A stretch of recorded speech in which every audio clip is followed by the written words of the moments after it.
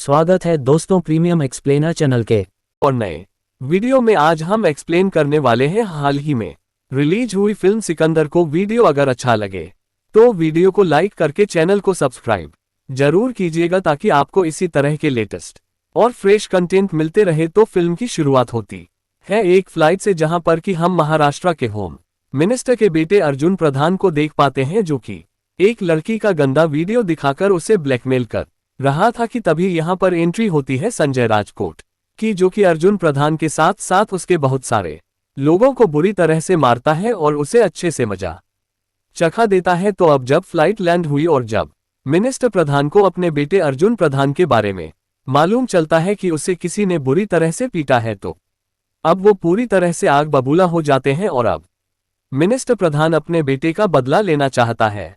मालूम चलता है कि जिस आदमी ने अर्जुन को मारा है वो राजकोट का है। तब राजकोट के एक पुलिस इंस्पेक्टर प्रकाश के पास कॉल करके उसे तुरंत ही उस आदमी के घर पर भेजा जाता है। लेकिन प्रकाश जब वहां पहुंचा तो उसने देखा कि यह तो एक बहुत ही बड़ी हवेली है। उसे ऐसा लगता है कि शायद इस हवेली में वो काम करता होगा, लेकिन फिर उसे बताया गया कि यह हवेली दरअसल में संजय राजकोट की है। जब वो अंदर घुसे तो उनकी मुलाकात होती है संजय राजकोट की पत्नी दरअसल में संजय राजकोट की है। जब वो अंदर घुसे तो उनकी मुलाकात होती है संजय राजकोट की पत्नी सायश्री राजकोट से, और वो बताती है कि हम भी संजय जी से बहुत ज्यादा परेशान हो गए हैं, आप ही उन्हें कुछ समझाओ। और जब उन्हें मालूम चला कि आप उनसे मिलने के लिए आ रहे हैं तो वो खुद ही पुलिस स्टेशन चले गए हैं। और जाते समय आप एक काम कीजिएगा कि आप ना हमारी कार लेकर जाइएगा, क्योंकि शायद आप अपनी कार से जा नहीं पाएंगे। और जैसे ही प्रकाश बाहर निकलता है तो वो देखता है राजकोट की बहुत सारी जनता को, जो कि संजय राजकोट को सपोर्ट करती है, और उन्होंने उनकी कार को भी कबाड़ा कर दिया था, जिस वजह से प्रकाश को संजय राजकोट की ही कार से खुद के पुलिस स्टेशन जाना पड़ता है। और जब प्रकाश वहां पहुंचा तो उसने देखा कि संजय राजकोट पहले से ही मौजूद था, और शहर के सारे बड़े ऑफिसर्स भी मौजूद थे, जो देखकर प्रकाश समझ गया था संजय राजकोट कोई आम आदमी नहीं है। उसे सभी लोग राजा साहब कहकर पुकारते तो कोई सिकंदर, लेकिन प्रकाश ने ठान कर बैठा है कि वह एक ना एक दिन संजय राजकोट को जरूर अरेस्ट करेगा। जिसके बाद हमें संजय राजकोट के बारे में पता चलता है कि वो एक बहुत ही भला आदमी है और राजकोट के सभी लोगों का बहुत भला करता है। वह राजा साहब जरूर है, लेकिन संजय राजकोट दिल से राजा है। जब वह एक प्रोग्राम से घर वापस आ रहा था तो यहाँ उसकी पत्नी मतलब कि सायरी को मालूम चल जाता है कि आज उनके ऊपर अटैक होने वाला है, इसलिए वह अपने कुछ लोगों के पास कॉल करके बैकअप बुला लेती है। लेकिन उन लोगों की जरूरत ही नहीं पड़ती है, क्योंकि संजय राजकोट इन सब के लिए अकेला ही काफी है। जब यहाँ सारी सो जाती है तो संजय राजकोट इन सभी को बुरी तरह से मारने लगता है और अकेले ही इन सभी का खात्मा कर देता है। आगे मालूम चलता है कि संजय राजकोट उर्फ सिकंदर से सायसरी बहुत ज्यादा प्यार करती है, पूरी तरह से अनकंडीशनल लव था। सायसरी को सिकंदर के समय के अलावा कुछ भी नहीं चाहिए था और सिकंदर वही सायरी को नहीं दे पा रहा था। वो तो बस लोगों का भला करने में लगा रहता है, जिस वजह से वो सायरी पर बहुत ही कम ध्यान दे पाता है, जबकि सायरी ने सिकंदर की कई बार जान बचाई है। सिकंदर भले ही सायरी को बहुत ज्यादा टाइम नहीं दे पाता, लेकिन जब भी उसे समय मिलता तो वह सायरी का दिन ऐसा बना देता कि वह कभी भी नहीं भूल पाती। अब एक रात सायरी को मालूम चलता है कि वह प्रेग्नेंट है और वह रात को ही यह बात अपने पति सिकंदर को बताना चाहती है, लेकिन जैसे ही वो उन्हें बताने वाली थी कि तभी उनकी खदान का एक मैनेजर उनके पास आता है, जो कुछ जरूरी बातें यहाँ सिकंदर को बताने वाला था। मैनेजर यहाँ सिकंदर को बताता है कि एक आदमी मेरे पास आया था और उसने मुझे बताया कि हमारी खदान की तरह ही उसकी भी खदान है, उसे 20 किलो एक्सप्लोसिव चाहिए थे, बदले में उसने मुझे रुपए लाख दिए थे। लेकिन मालूम चलता है कि इस एक्सप्लोसिव से कोई खदान बादाम में विस्फोट नहीं किया गया, बल्कि पंजाब में जो बहुत बड़ा विस्फोट हुआ था उसके पीछे इसी एक्सप्लोसिव का हाथ है। ये सुनकर सिकंदर को बहुत बुरा लगा, वो उसे थप्पड़ लगाते हैं और उसे जाने देते हैं। लेकिन बाद में मालूम चला कि पंजाब से कुछ लोग आ रहे हैं यहाँ खदान के मैनेजर को मारने के लिए, क्योंकि यहाँ पर खदान का मैनेजर जो है वह कोर्ट में गवाही देगा और अगर उसे मार दिया गया तो ये सारा इल्जाम जो है वह सिकंदर के ऊपर आएगा। और जब मालूम चला कि वो लोग खदान के मैनेजर को खदान में ही मारने वाले हैं, तब सिकंदर अपने बहुत सारे लोगों को लेकर उस जगह पर पहुंच जाता है और खदान के मैनेजर को बचा भी लेता है। और यहीं पर हम देखते हैं कि सायरी भी पहुंच जाती है और वह राजा साहेब मतलब कि सिकंदर की जान भी बचा लेती है, जिसके बाद से अब सिकंदर का सिर्फ एक ही काम था कि वह किसी तरह से भी खदान के मैनेजर को प्रोटेक्ट करे और उसे कोर्ट तक पहुंचाए, क्योंकि आज शनिवार और कल रविवार है, मतलब कि परसों सोमवार को ही उसको कोर्ट में पेश कर सकते हैं। लेकिन इस खदान के इस इंसिडेंट के बाद से सायरी थोड़ी सी इंजर्ड हो गई थी। उसने यहाँ सिकंदर को नहीं बताया था, बस उसने उससे कहा था कि वो उससे बात कर ले, लेकिन सिकंदर तो उसे प्रोटेक्ट करने में लगा हुआ था। तो वहीं सायरी को हॉस्पिटल में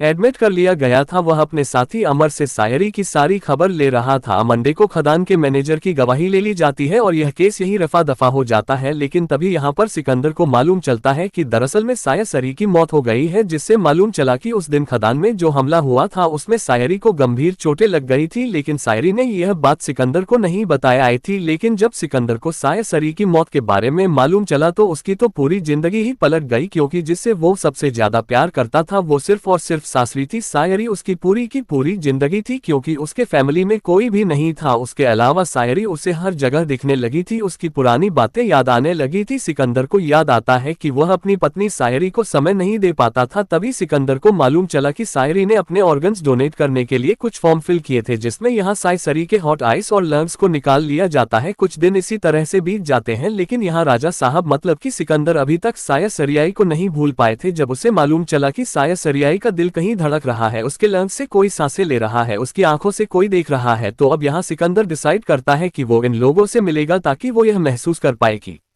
सायश्री पूरी तरह से सेफ है। वो सायश्री को तो नहीं बचाया आया, लेकिन वो इन लोगों से जरूर मिलेगा। तब वो अपने लोगों को लेकर सीधा महाराष्ट्र पहुंच जाता है, क्योंकि वो तीनों ही महाराष्ट्र में रहते हैं। जैसे भी सायश्री के लंग्स मिले हैं, वो एक छोटा बच्चा कमरुद्दीन है जो कि धारावी में रहता है। तो सिकंदर तुरंत ही धारावी में कमरुद्दीन से मिलने के लिए चला जाता है। लेकिन सिकंदर जब वहां पहुंचा तो उसने देखा कि यहाँ की हालत बहुत खराब है। कमरुद्दीन को लंग्स तो मिल गए हैं, लेकिन यहाँ इतना ज्यादा पोल्यूशन है कि यहाँ कमरुद्दीन जो है वो कभी भी मर सकता है। और इसी तरह से कमरुद्दीन के साथ साथ बहुत सारे ऐसे लोग हैं जिनकी तबीयत अक्सर खराब रहती है और उनके लंग्स भी अक्सर खराब ही रहते हैं। मालूम चलता है कि एक बहुत बड़े काशी नाम के आदमी ने यहाँ की जमीन खरीद ली है और वो आदमी यहाँ पर सिर्फ और सिर्फ कूड़ा पटकता है ताकि लोगों को इससे प्रॉब्लम हो और वह यहाँ की जमीन को बेच कर यहाँ से भाग जाए। इस तरह से उसने बहुत सारी जमीन खरीद ली थी, कुछ 10 एकड़ जमीन और बची है। अगर वो उन्हें भी खरीद लेगा तो वह आदमी सीधा मेन रोड तक पहुंच जाएगा, फिर तो पूरे के पूरे मुंबई में इसी तरह से पोल्यूशन होगा। तब सिकंदर उस 10 एकड़ जमीन को और इस कूड़े के आजू बाजू वाली जमीन को खरीद लेता है और कमरुद्दीन से रिलेटेड जितने भी लोग हैं वो उन सभी का मसीहा बन जाता है और इस जगह का वो सेंटा क्लॉज बन जाता है, जिसे सभी लोग हीरो मान चुके थे। जिसके बाद सिकंदर और उसके सारे लोग पहुंचते हैं सीधा वैधी के घर पर, क्योंकि वैधी वो लड़की है जिसे सासरी मैडम की आंखें मिली थी। जब वो उसके घर पहुंचे तो मालूम चला कि यहाँ वैधी के घर का माहौल काफी अलग है और वो यहाँ घुट घुट कर रहती है। उसका पति भी उसे सपोर्ट नहीं करता है और उसके ससुर जी जो है वो छोटी सोच वाले हैं, जिस वजह से वैधी को फ्रीडम नहीं मिल पाती। वैधी को आंखें मिल जाने के बाद भी वो लोग यहाँ वैधी को सपोर्ट नहीं करते। जिसके बाद हमें निशा नाम की लड़की के बारे में बताया जाता है और सायरी का हॉट जो है वो निशा को ही मिला है। लेकिन निशा की कुछ दिनों से हालत खराब है, उसकी हॉट बीट थोड़ी स्लो हो गई है और उसे बहुत प्रॉब्लम हो रही थी। तब सिकंदर ने दुनिया के स्पेशलिस्ट डॉक्टर से बात की और ऑनलाइन ही कंसल्ट दिलवाकर यहाँ निशा को पूरी तरह से ठीक करवाया था। अब आगे हम देखते हैं कि सिकंदर अपने लोगों के साथ वापस जाने लगा था। सिकंदर और उसके लोग ट्रैफिक में फंसे हुए थे। वो देखते हैं कि मिनिस्टर प्रधान की रैली चल रही है और जब मिनिस्टर प्रधान के लोग यहाँ सिकंदर को देखते हैं तो मिनिस्टर प्रधान अपने बेटे को यहाँ सिकंदर के पीछे छोड़ देता है। अर्जुन अपने बहुत सारे लोगों को लेकर सिकंदर के पीछे जाता है और उसे मारने की खूब कोशिश करता है, लेकिन बदले में यहाँ एक एक्सीडेंट हो जाता है और मिनिस्टर प्रधान का बेटा अर्जुन ही मारा जाता है। ये देखकर तो मिनिस्टर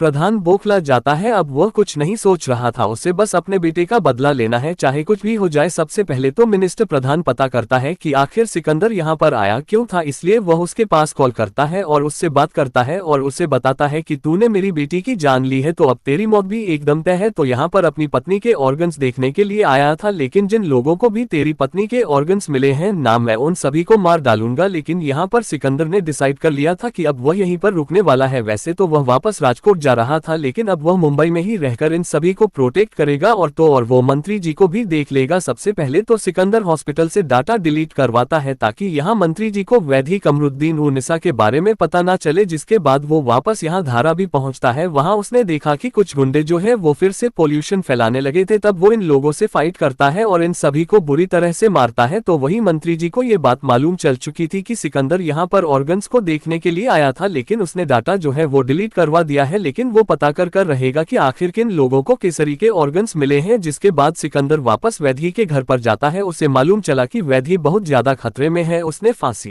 लगाने की भी कोशिश की है, क्योंकि उसके ससुर जी जो है वो बहुत ही ज्यादा खराब है, इसलिए वो उन्हें बहुत ज्यादा समझा कर आता है। हालांकि वो छोटी सोच वाले जरूर हैं, लेकिन सिकंदर काफी कोशिश करता है। उसने अपनी पहचान को भी उन्हें नहीं बताया था। दूसरी तरफ मंत्री जी को यहाँ सिकंदर के खदान के मैनेजर के बारे में मालूम चल जाता है। बस का झूठा कन्फेशन रिकॉर्ड करवा लेते हैं कि पंजाब का जो ब्लास्ट हुआ था उन सब में सिकंदर का हाथ है, और बाद में मंत्री उसे मार डालता है। इस तरह से मिनिस्टर प्रधान ने यहाँ पर सिकंदर को फंसा दिया था और उसे महाराष्ट्र पुलिस की वांटेड लिस्ट में डाल दिया था। सारी महाराष्ट्र पुलिस अब यहाँ पर सिकंदर को ढूंढने लगी थी, जिसके बाद सिकंदर को मालूम चलता है निशा के बारे में कि निशा का एक सीरियस रिलेशनशिप रह चुका है, जिसमें उसका बॉयफ्रेंड उसे छोड़कर जा चुका था, जिस वजह से ही यहाँ निशा को हॉट की प्रॉब्लम होने लगी थी। तो अब सिकंदर को निशा के एक्स बॉयफ्रेंड को भी मजा चखाना था, इसलिए वो जिम में पहुंचा, जहां पर कि उसका एक्स बॉयफ्रेंड का चाचा जब भी मौजूद था, जो कि पुलिस वाला है। वो यहाँ पर चाचा भतीजे को बुरी तरह से मारता है, जिसके बाद सिकंदर वापस धारावी जाता है। उसे मालूम चला कि यहाँ पर पोल्यूशन हद से ज्यादा बढ़ने लगा है। भले ही यहाँ की आजू बाजू वाली जमीन खरीद ली हो, लेकिन जो जमीन उस काशी की है वहां पर बहुत ज्यादा पोल्यूशन हो रहा था, जिस वजह से वह काशी के पास पहुंचा। वहां उसने उसकी बिल्डिंग में बहुत सारे एक्सप्लोसिव फिट किए और उससे वह सारी जमीन खरीद ली ताकि वहां अब कोई पोल्यूशन ना हो सके।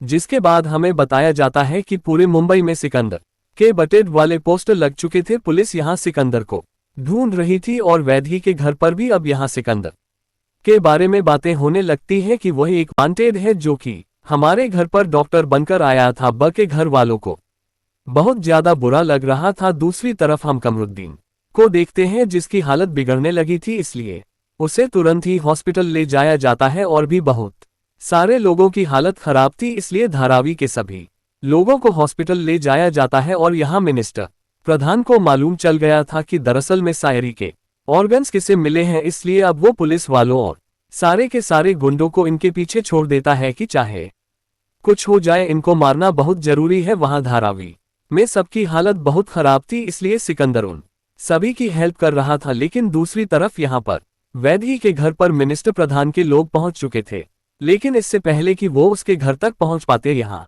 पर वैद्य और उसकी पूरी फैमिली जो है वो सेंट्रल हॉस्पिटल पहुंच जाते हैं, जहां पर कि सिकंदर के सभी लोग गए हुए थे। और उन्हें सिकंदर की असलियत के बारे में भी मालूम चल गया था कि शायद शरीर के ऑर्गन्स इन सभी के पास हैं और वह राजकोट का एक राजा है और वो इन सभी की मदद कर रहा है।